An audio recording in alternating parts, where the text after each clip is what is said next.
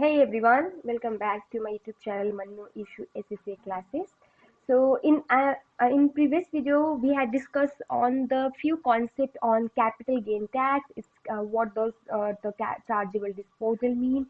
What does the exempt disposal mean? Chargeable asset, exempt asset, chargeable portion, format, disposal proceed, and up to the small part disposal relief we have just covered in the previous video.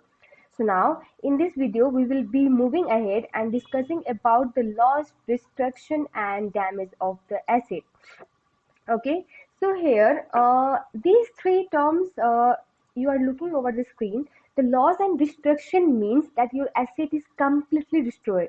The asset is no more in the condition to use again. Even though you spend the amount to repair or maintenance, but it will be no more in the condition to use it again. So in that case, you should assume that the whole asset is disposed of. Okay, so now here there will be three situations. The situation one will be when you sold out those assets, either you will receive the scrap proceed, or if you have did the insurance, in that case you will also receive the insurance amount. Or if not done the insurance, you will not receive anything from insurance. And even sometimes happens that even the scrap proceed is nil. Okay, so in that case, if you receive nothing either from the scrap proceed or insurance, in that case our disposal proceed will be zero. Okay, our disposal proceed will be zero, but we have incurred the certain cost while purchasing those assets. We have to deduct, and then this is sure we are going to face a capital loss.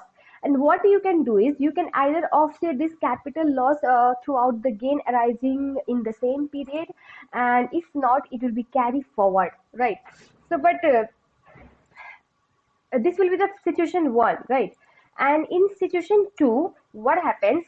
You receive something either from the scrap proceed or from the insurance, right? So here gain or loss will be arise, and the calculation is the same as situation one, only the difference is that now you have received disposal proceed of something.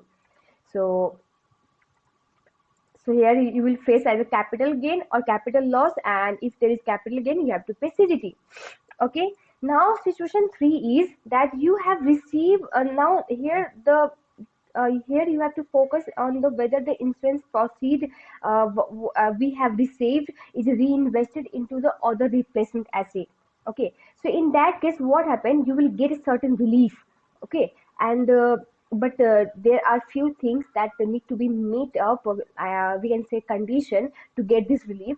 And basically what we have to do is whatever the proceed you have received from the insurance, you have to reinvest into the other replacement asset within the 12 months. Okay, so if you have reinvested the full amount, whatever the gain, full gain will be deferred. And if you have partially reinvested the amount into the replacement one, in that case the partial gain will be deferred, partial will be chargeable. But the condition is that you have to reinvest those amount within the 12 months. Okay, so if not, in that case you will not eligible for the relief. So basically what happened, uh, here the what new cost asset, we might have incurred some cost while purchasing the new asset, replacement asset we can call it. So let's suppose amount is xxxx, and we will deduct the gain. If full amount is invested, in that case we will deduct the full gain from this new cost and revise the base cost of the asset.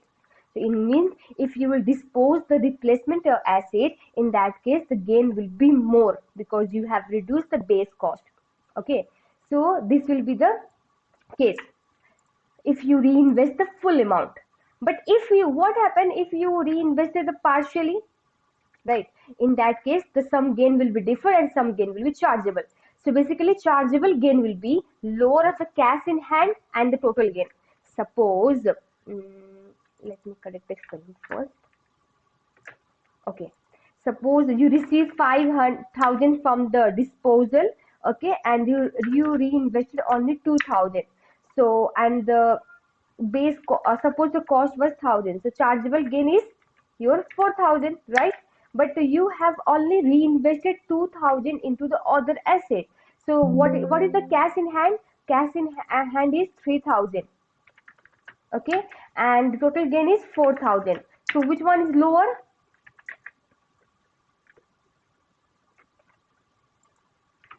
4,000. So lower is 3,000. It means this amount will be chargeable, and 1,000 out of the 4,000 will be deferred against the new replacement asset cost.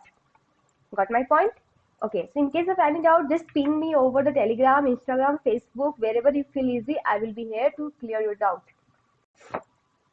Okay, so this was the case of the loss and destruction. Okay, so I had made a flow chain just to remember the rules in the easy way. If you watch out my video, previous video from the start, you will definitely get the link of how the things works. So now in next video we will be discuss about the damage or part disposal. So stay tuned.